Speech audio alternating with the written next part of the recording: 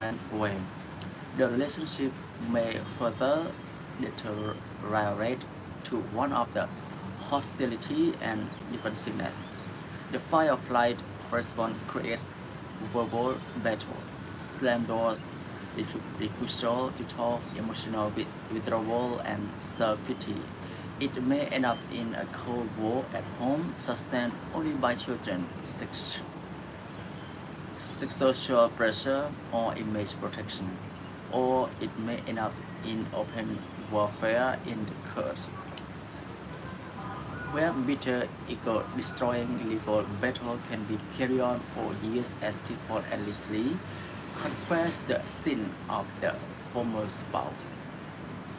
And this is the most intimate, the most potentially rich, joyful, satisfying, and productive relationship possible between two people on this earth.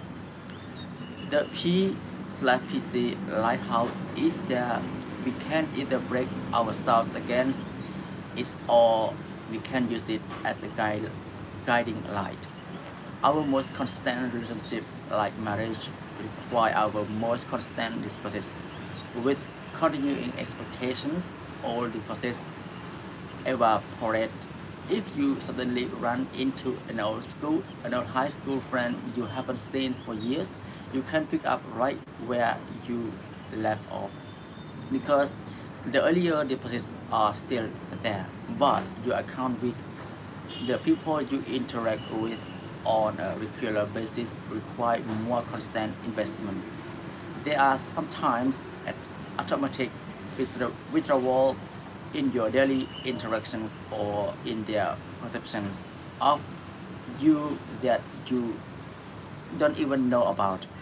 This is especially true with teenagers in the home. Suppose you have a teenage son and your normal conversation is something like clean your room, but your shirt, turn down the radio, go get a haircut, and don't forget to take out the baggage.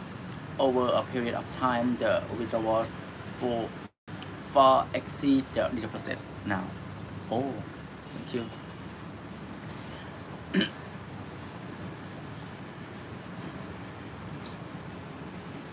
Now suppose this son is in the process of making some important decisions that will affect the rest of his life, but the trust level is so low and the communication process so close, mechanical and unsatisfying that he simply will not be open to your counsel.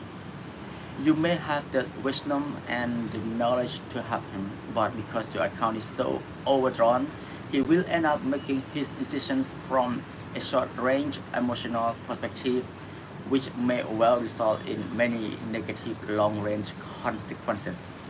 You need a positive balance to communicate on this Tinder issue.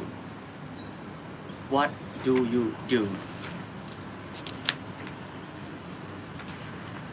What would happen if you started making deposit into the relationships?